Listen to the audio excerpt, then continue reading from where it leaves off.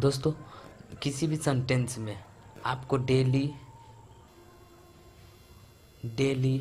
Per day, every day, usually, casually, rarely, बेयरली, hardly, seldom, never, sometimes और generally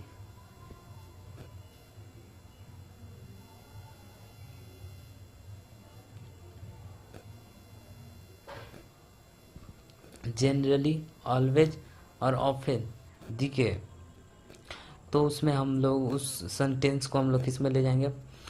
present indefinite में।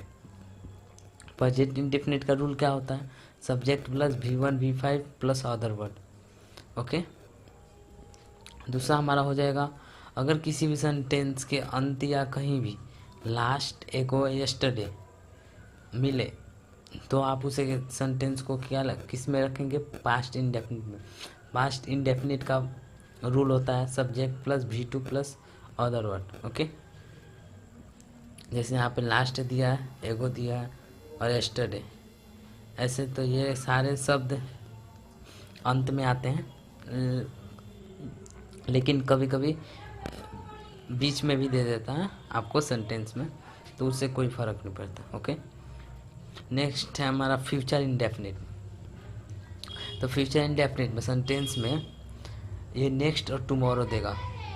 Next और tomorrow sentence में अंत में इसका उपयोग होता है, सेंटेंस के अंत में ही इसका उपयोग होता है। नेक्स्ट और टुमारो कभी भी, नेक्स्ट टुमारो कभी बीच में नहीं आते। ओके, तो इसका फ्यूचर इंडेफिनिट का रूल होता है subject plus shall will plus V1। Okay, next है हमारा प्रेजेंट कॉन्टिन्यूअस। कॉन्टिन्यूअस का मतलब होता है V4। ओके, सेंटेंस में हमारा आ जाए now, soon, shortly, immediately, at present, at times, this days, next days, at this moment, right now, sharp now, still.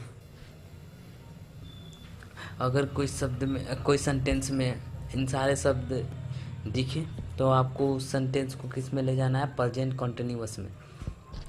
Okay, present continuous का स्ट्रक्चर क्या होता है? Subject plus EJMR plus V4 plus other word. Okay, next है हमारा past continuous. Past continuous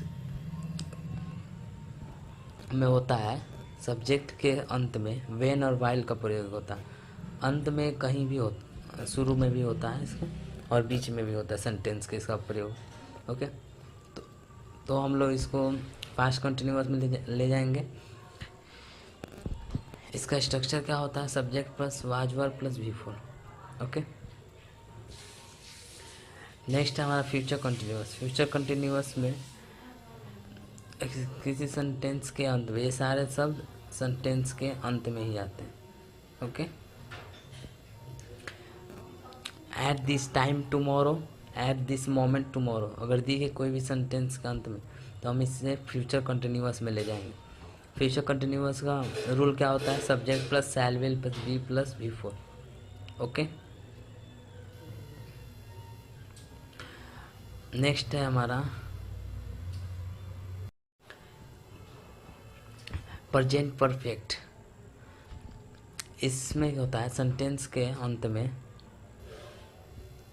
आपको already दिखेगा, much दिखेगा, एयरलियर दिखेगा, येट दिखेगा, जस्ट नाउ दिखेगा, रिसेंटली दिखेगा, रेयरली दिखेगा और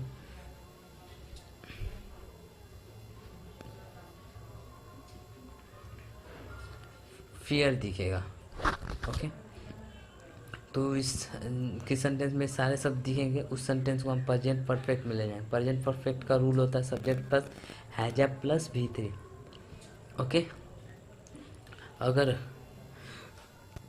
किस सेंटेंस में आफ्टर और बिफोर का प्रयोग होता है, उस सेंटेंस को हम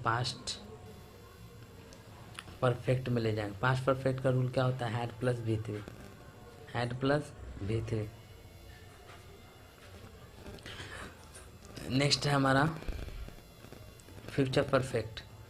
फ्यूचर परफेक्ट के अंत में, फ्यूचर परफेक्ट वाले टेंस के सेंटेंस के अंत में टील और बाई लगा होगा। ये टील और बाई हरदम अंत में आते हैं। ओके, इनका प्रयोग अंत में और बीच में भी होता है, बीच में वो भी होता है। ओके, तो इन उस सेंटेंस को हमको फ्यूचर परफेक्ट में रखना है। फ्यूचर परफेक्ट का रूल होता है subject plus shall will plus we three. Clear? पर अब हमारा आया प्रेजेंट परफेक्ट कंटिन्यूअस। जिस सेंटेंस में फोर और सिंस का प्रयोग किया गया हो उस सेंटेंस को हम लोग प्रेजेंट परफेक्ट कंटिन्यूअस में रखेंगे या पास्ट परफेक्ट कंटिन्यूअस में भी रखते हैं। ओके, प्रेजेंट परफेक्ट कंटिन्यूअस का स्ट्रक्चर क्या होता है? Subject plus has, have plus been plus V four. Okay, पर पास्ट परफेक्ट कंटिन्यूअस का स्ट्रक्चर होता है हैड बीन प्लस बिफोर।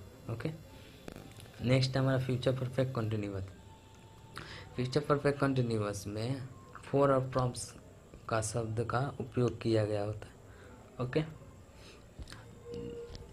जिस सेंटेंस में फोर फ्रॉम का उपयोग किया हो उसे हम फ्यूचर परफेक्ट कंटिन्यूअस में रखेंगे। ये सारे क्लियर हो गया आप? फ्यूचर परफेक्ट का आपका स्ट्रक्चर होता है shall, subject plus shall will plus have plus been plus V four. Okay, मैं उम्मीद करता हूँ आप लोगों को सारा स्ट्रक्चर याद हो गया होगा। ओके, इस सब पे मैं प्रैक्टिस आपको दूंगा अगले लेक्चर में। इसी के साथ हम लोग लेक्चर को ख़त्म करते हैं। जय हिंद, जय भारत।